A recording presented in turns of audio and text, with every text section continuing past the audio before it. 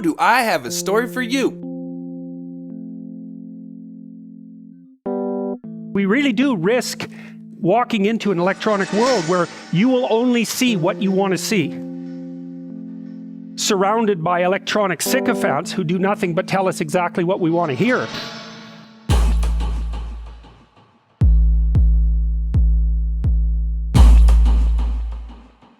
I wouldn't claim to know truth or reality or what is real any better than anyone else. Maybe you think the earth is flat. We want a room full of choice, and we want to walk out of that room with one perfect selection that will reveal who we most deeply are. No wonder we're anxious and exhausted, suffering from chronic hesitation and decision fatigue. We need a new system. The personalization of information was the answer to digital information overload. I have three kind of core concepts that are going to need to be weaved throughout. But what's information? It's everything you see, hear, watch, read, everything you otherwise perceive. And what are the dangers of personalizing that? As we improve in the production of our food, and the animal's face gets farther from our plates, do we think less often of the source of our food? If slaughterhouses had glass walls, everyone would be vegetarian. We can think of advancements in technology, the production of our information, in a similar way. As the face, the origin, the inner workings of our everyday technologies are more efficiently delivered to us, they're further simplified, while our collective understanding and our digital literacy are simultaneously degraded. And technology is what makes this rapid shift possible. But Kate is asking us to notice those shifts and think bigger. As we get all this economic efficiency, is there something else that we're losing? And are we really adequately meeting people's needs? I started my research 2 years ago. It began with a book called Dataclysm and a fascination with the implications of stories. I searched Google for the latest pandemic numbers, and I watched George Floyd die on YouTube. I experienced black stories and stories from other worlds that made me question my reality on Netflix. I watched the 3rd precinct down the block from my previous address burn down on Facebook Live. During COVID, most of us didn't have a choice, but I went headfirst into our digital information ecosystem, and it consumed me.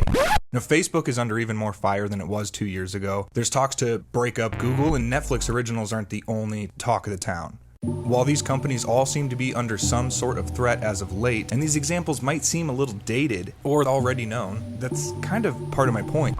The state of these issues now versus 2 years ago demonstrates how synthesized knowledge takes time to produce, and that critical questions can barely keep up with the pace of technological innovation. Critical questions. The reason I call what I'm doing here critical questions is because of a theory called critical theory. Now, critical theory is less a theory or a method and more of an approach. The assumption of this approach is that we are all oppressed to some degree by institutions, social conditions, policies, and procedures that other humans have created intentionally or unintentionally. Now, that might seem a bit general and sweeping, and it is. Founding critical theorist Max Horkheimer said that the goal of critical theory is to liberate human beings from the circumstances that enslave them. Die kritische Theorie sagt, du kannst zeigen, was das Schlechte ist und versuchen, es zu überwinden. Aber du kannst das Allerletzte, Höchste nicht darstellen. Now, what you see here is a kind of outline for the rest of the videos. The reason it's a circle is because these things are all connected. What does the 2021 internet mean to you?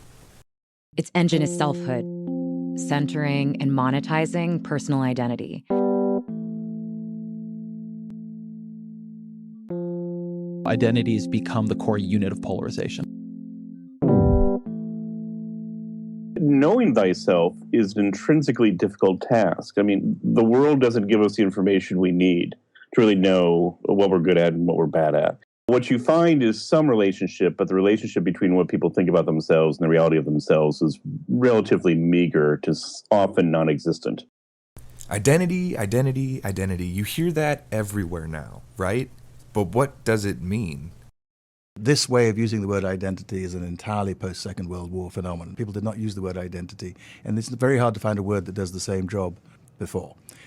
One, they involve labeling, and without the labeling, it can't work. Two, they mean something to the bearers of the label, so that they say to themselves, they get up in the morning and they do things because they're men, or because they're black, or because they're white, or because they're... Three, other people do things to them because of the labels. All of these things tend to be contested. So the point is that we're not very good at knowing ourselves, and often it's others' labeling of us or treatment of us in a certain way that indicates we are some way, that results in our concept of self or our identity. We now know from Facebook's own internal documents that 64% of the extremist groups that people joined were due to Facebook's own recommendation systems. Tristan Harris calls your smartphone the slot machine in your pocket.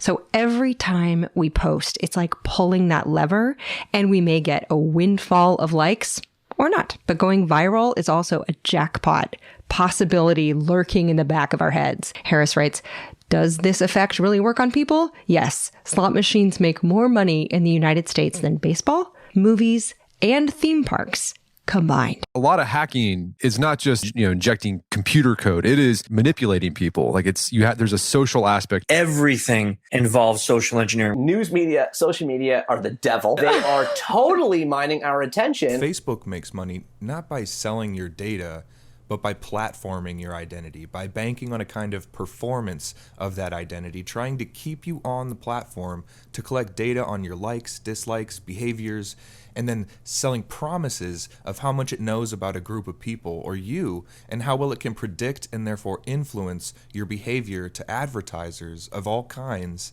even politicians. There's an argument to be had about free will and agency in general, but this takes it to a whole new level. Given what you've just heard, do you want to be manipulated like this?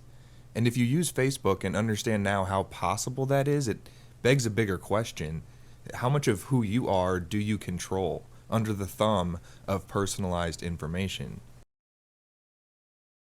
We have to be prepared to work with an AI that's not the super competent, all-knowing AI of science fiction.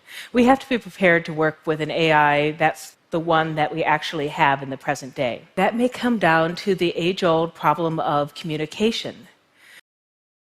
What would you rather be, blind or deaf?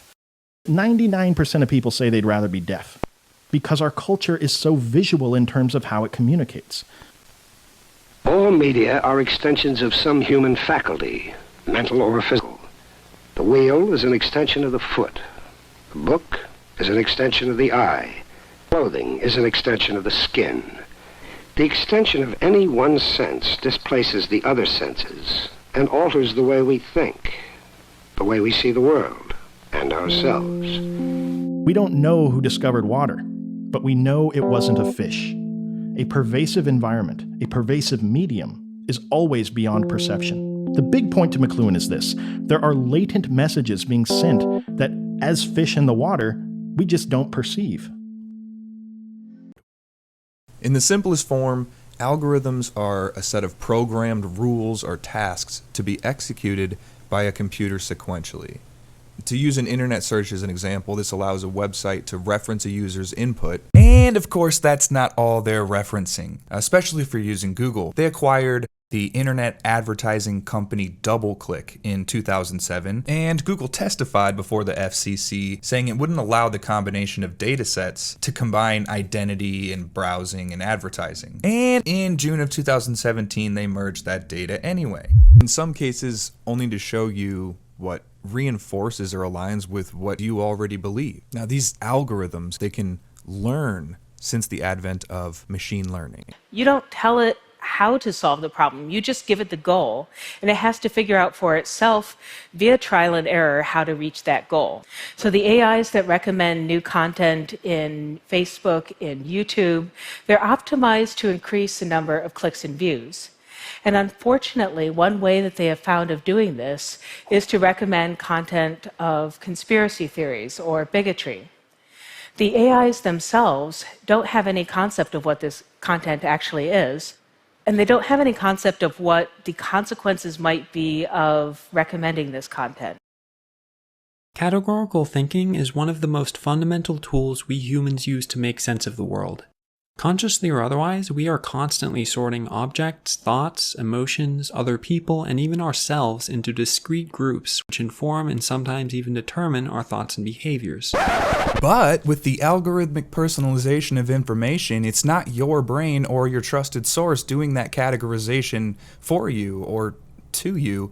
It's big business or the owners and operators of the algorithms on the platforms you use to inform yourself and to communicate with others every day. And I would argue that a lot of human conflict, whether on the scale of societies, political movements, or even individuals, can be understood in terms of interactions between competing systems of categorization. When you train your machine learning systems with enough data, they're really, really good at generating faces.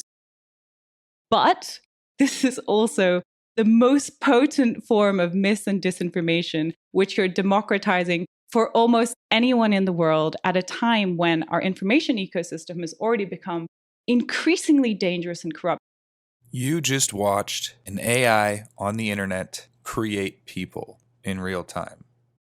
This obviously has implications for truth and what is real. How do you know what is real, especially as this technology continues to advance?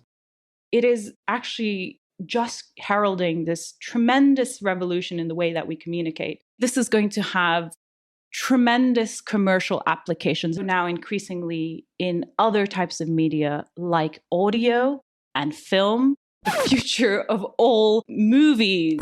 If the signal is consistent, it doesn't take very much to drag belief, for example, our shared narrative, which is so necessary to us functioning as a society. It doesn't take much to drag it into some territory where it serves a private interest at the expense of the public.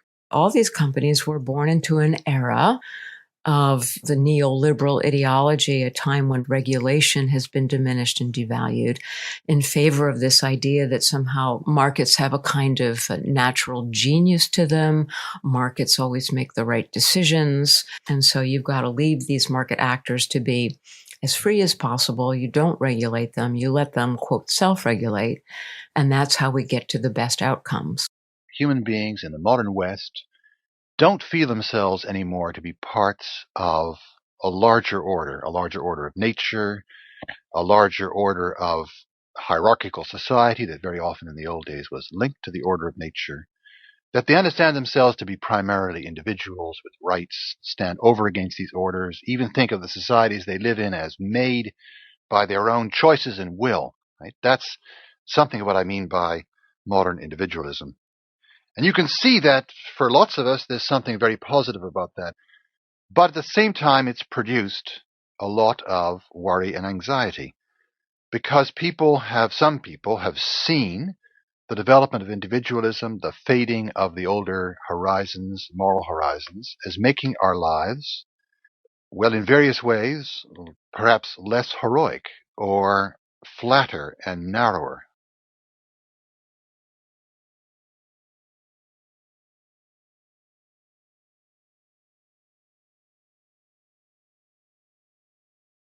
While our collective understanding and our digital literacy are simultaneously degraded. Who's going to do something? Do something. Identities become the core unit of polarization. Knowing thyself is an intrinsically difficult task. Belief, for example, our shared narrative, which is so necessary to us functioning. Surrounded by electronic sycophants who do nothing but tell us exactly what we want to hear. The personalization of information was the answer to digital information overload.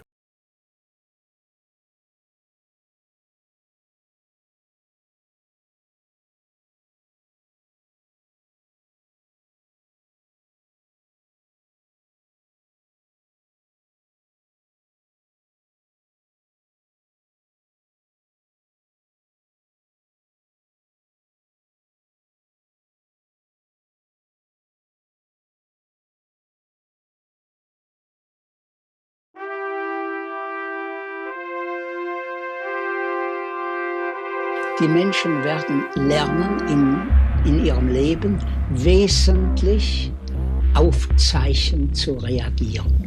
Eine rationale Verhaltensweise, die ihn aber in gewisser Weise dann zum Instinkt geworden, der tierischen Reaktionsweise näher bringt.